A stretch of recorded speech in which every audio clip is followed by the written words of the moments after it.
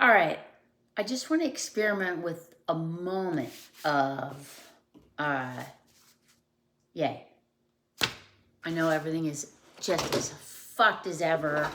If we deal with any of the hostile government takeover challenges in front of us, like a bad set out in the ocean, we've got climate change behind that. We have everything we ever had.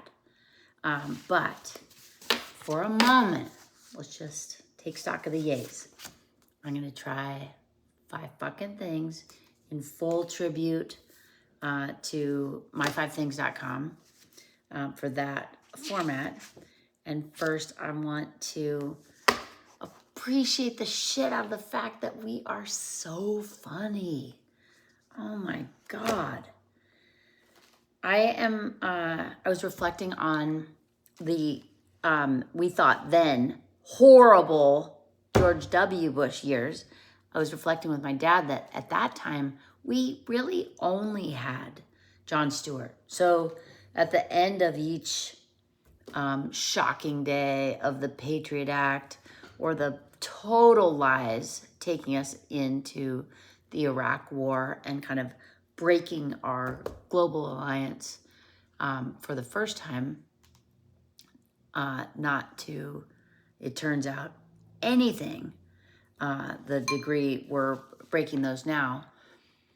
But at that time, we would reach the end of the night and watch Jon Stewart and just feel that release of truth and humor where power and connection lies each night. Well, now I'm completely aware of the devastating effects of just getting sucked into the giant social media whirlpool. But it is also the most fabulous experience going on and seeing a genuine, universal response to, for example, Jeff Bezos sends Katy Perry to space. We all had the same gag response to everything that represented. And then multitudes of the most talented, funny, technically adept people all over this country and beyond just generated massive material for all of us to be encouraged by, be braced by, be connected through. So I just want to celebrate for a moment that we are so funny. And through that, we are so connected. And there's real power in that.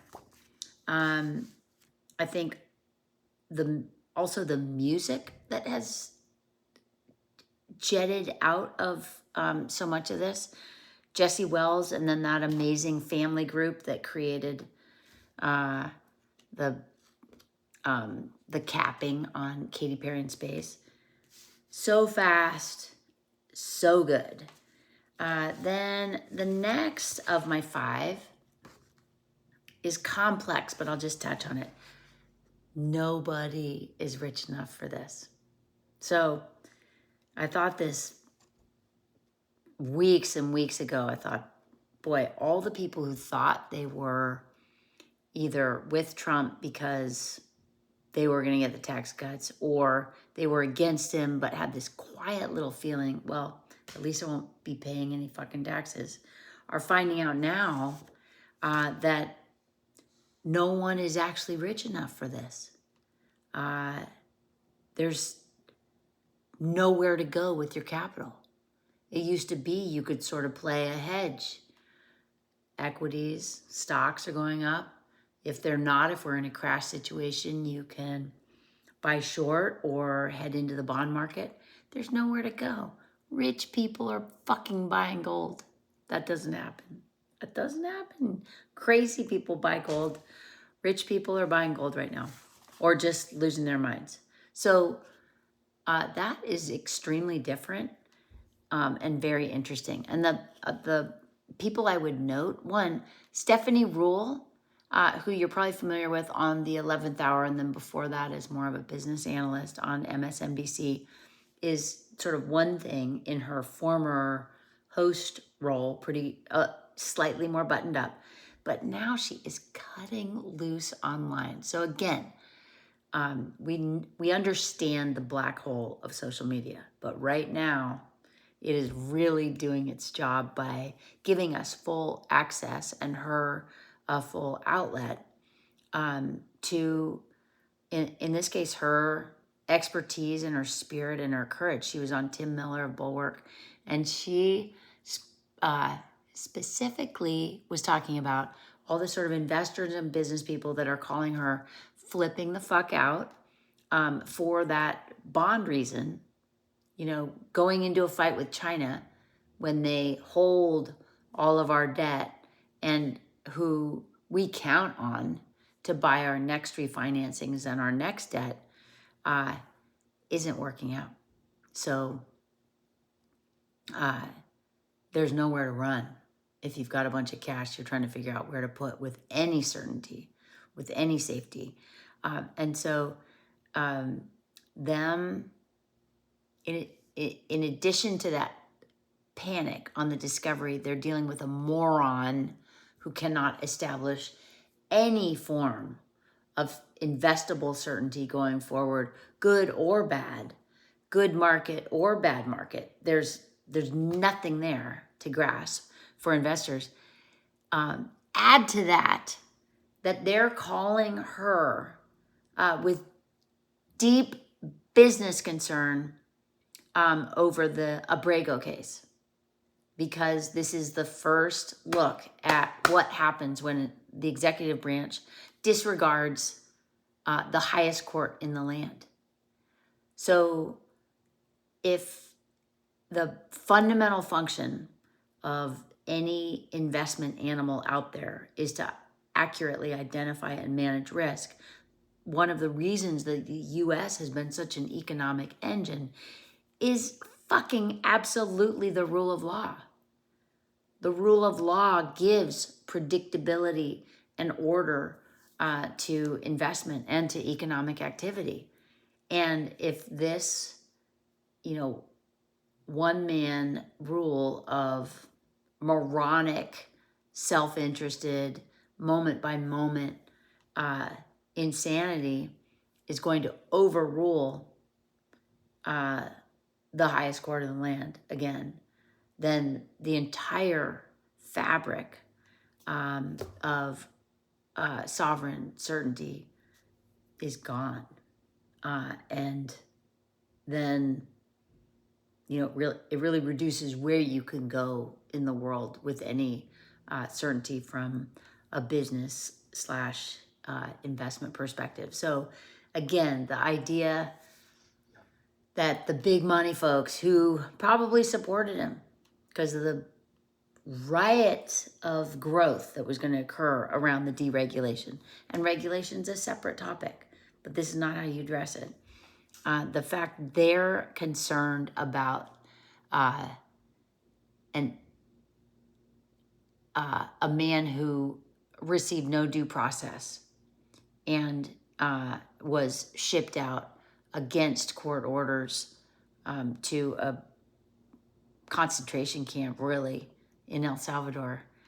That's a really interesting confluence of interests and powers. Then back on this, nobody is rich enough for this. I think so many wealthy people are, again, identifying that maybe they were here or here, but they were nowhere near that top 10th of the top 1% that has any chance of navigating this. Maybe the top 1%. You're not there. You're not rich enough for this. Nothing about these policies is going to trickle down far enough for even the top 20% to get their hands on. And I think there's a lot of realization there. On that point, in addition, I just want to put a huge salute out to Michael Sembelis of Eye on the Market at JP Morgan. He's been there since 84. He's been, I think, publishing this Eye on the Market since 91. He's the go-to for Jamie Dimon and the board of JP Morgan, and I've been reading his material forever. And he's amazing. He's like one of the smartest brains, supported by an incredible team of data analytics experts. And for the very first time since 91, he said he was censored by his company. And in declaring that, he said he'd gone around, he's got a bank of 30 to 40 of the country's leading economists who he trusts, hands down, all through that weekend after the tariffs were imposed. And he couldn't find one that supported that direction. But he was prevented in this case by downloading to us and to JP Morgan's clients, high wealth clients, what they said about this. And it sounds like it was broadly, ripely condemning the efforts there, and he was prevented from saying that. That's a first, and that's hideous. And Jamie Dimon should lift that curb on Semblist. And those 30 to 40 other leading economists should say what they know to be true. I will highlight that Jeffrey Sachs also came out and just said, this is insane, it's moronic.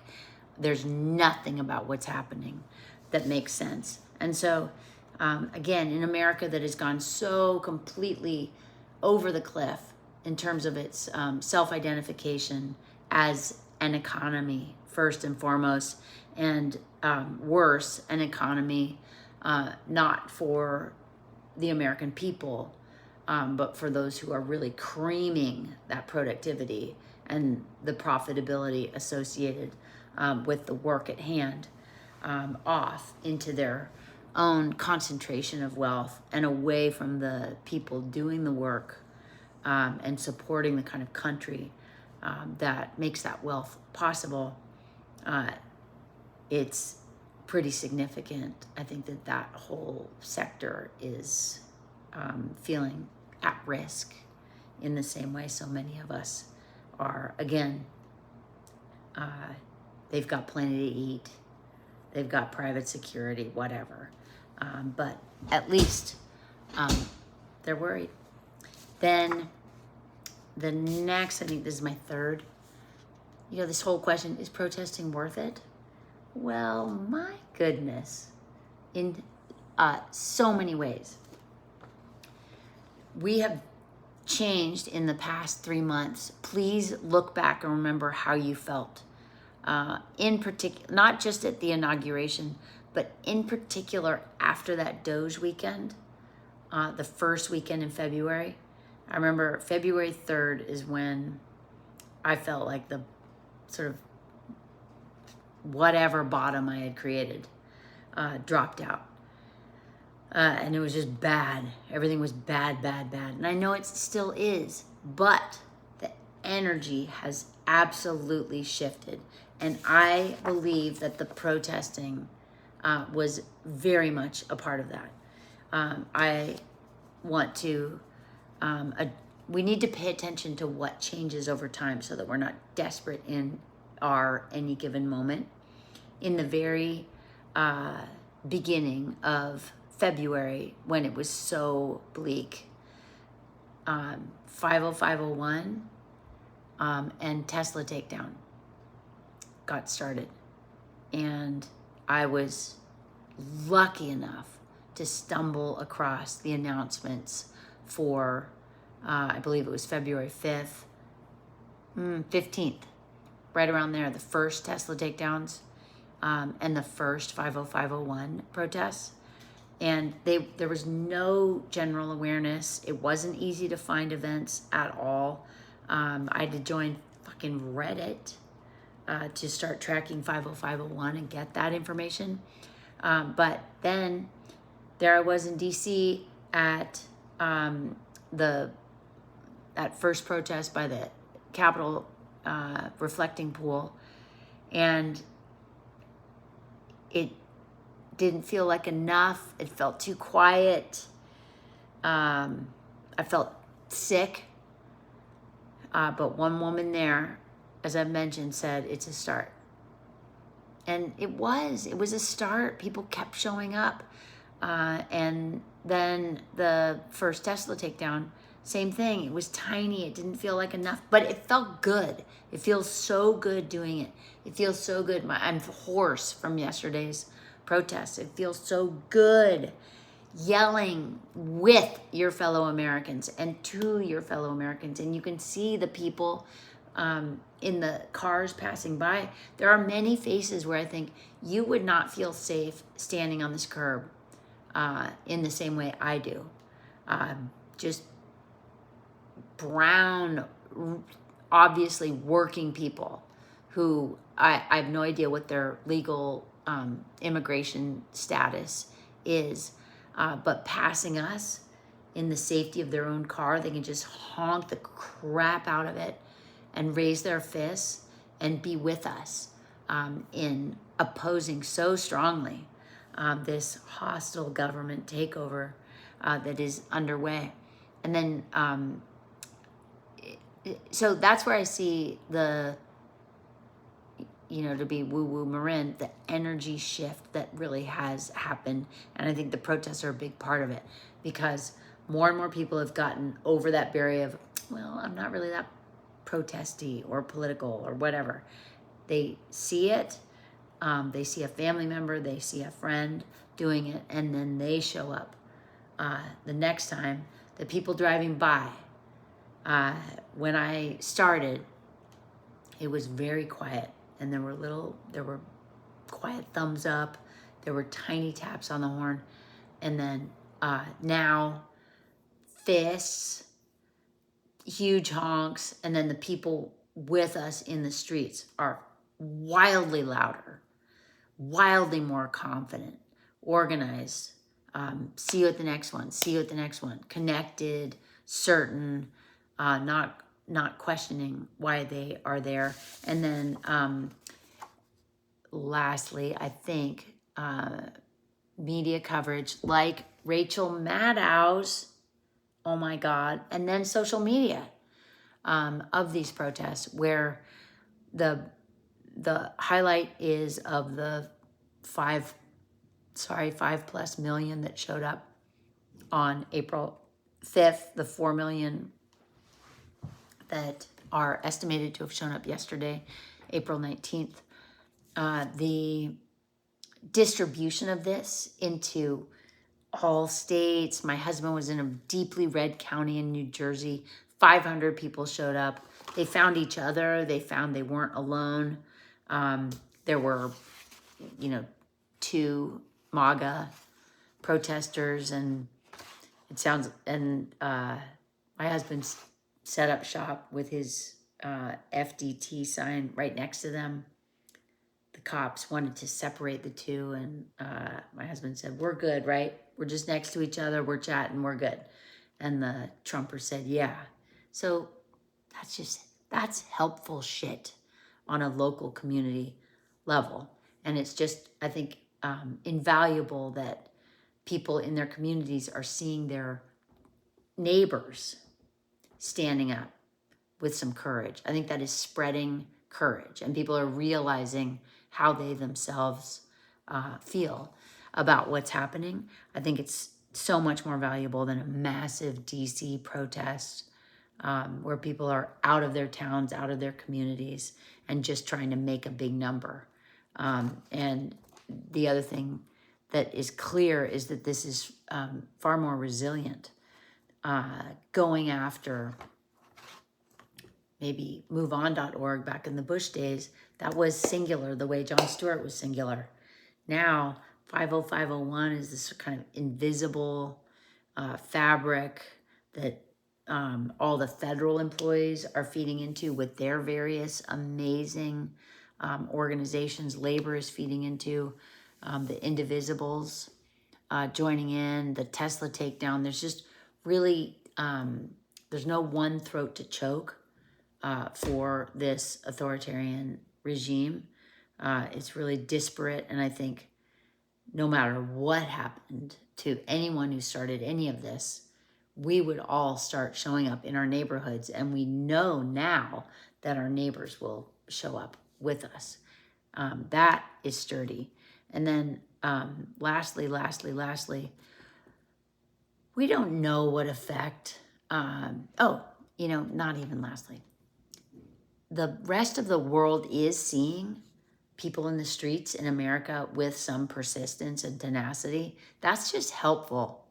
They can see that the US is not this complete Yahoo collapse, and that there are many of us who see it exactly the way they see it, as a catastrophe, with an urgent need for resistance. We don't know if the Supreme Court decision makers were seeing this unity of opposition when they made their, I think, unprecedented 1 a.m. Statement on the Kilmar case. We don't know if the protests gave people courage to show up at these Grassley town halls, put Grassley on the spot, and then see him at least join with some other Republican senators to put through a reclaiming of congressional authority on tariffs with regard to Canada. That's this big, and I know we need this big, but the protests are a joy. They restore your sense of connection and sanity with your fellow Americans. They ruin your voice.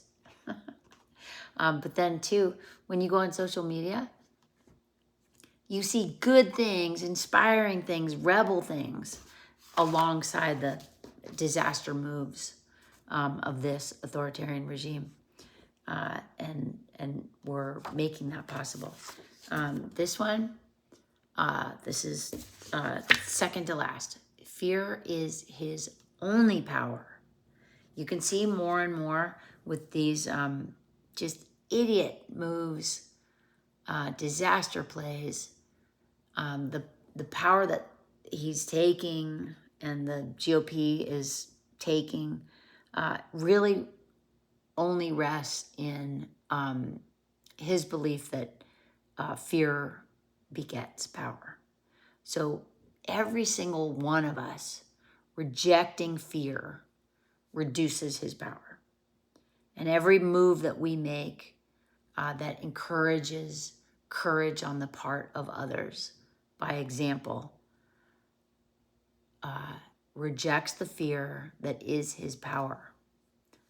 So every moment that any of us are deciding, whether fear or laziness, not to show up, not to oppose, the power grows of the, hostile government takeover.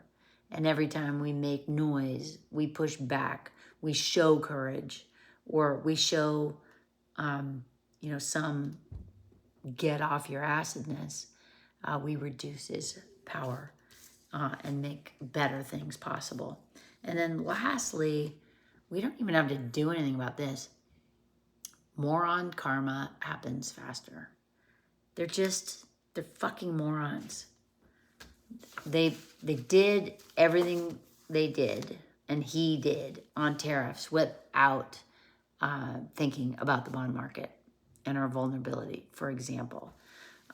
It's just, every time you see a horrible thing, focus as well on, one, how moronic it is and who will reject it on that basis. And two, how many really qualified additional bodies that action is affecting. That's the first thing I thought when I saw the federal layoffs coming through. I thought, wow, they're creating a massive opposition of highly skilled, high integrity American bodies who are accustomed to freedom. And that happens with kind of every move they make, is they offend some new swath of really qualified Americans who just need to convert over to the opposition. So a couple last signs to share. Fuck the silent. You make us all unsafe. It's just true. When anyone, I was so happy to see some celebrities shoot. It was Daryl Hannah and her husband, I'm blanking on, out in a protest. Every time any high profile person or, you know, any one of us shows up, it makes everybody safer. It's when we leave someone stranded, like Chris Murphy, when he was one of the few early voices out there, he was in more danger because people weren't stepping up. Now there are quite a few. You can see it just grows. And in the meantime, if you're not standing up, be aware of the fact that you're making everyone else less safe by not doing so. And then here's the last one. Just be defiant. Disappear this, you fucking pricks. If you're a natural born, a homegrown terrorist, no, a homegrown American, and you're white, and you're straight, you really have no fucking excuse not to protest, because they're going to disappear someone else before they disappear you, and it's going to be all of our faults. All right.